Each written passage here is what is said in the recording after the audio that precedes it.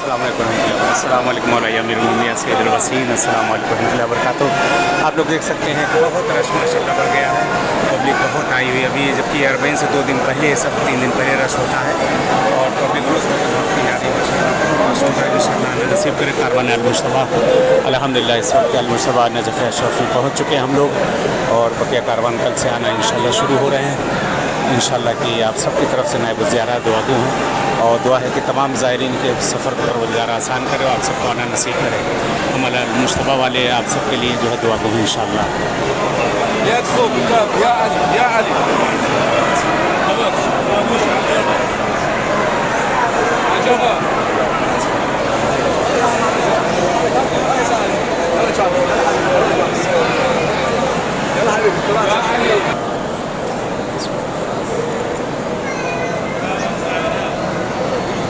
अल्लाहुम्मा सल्ली अला मुहम्मद। और आप सबकी भी ज़ियारत कबूल करे, आप सबको भी इंशाअल्लाह नसीब करें।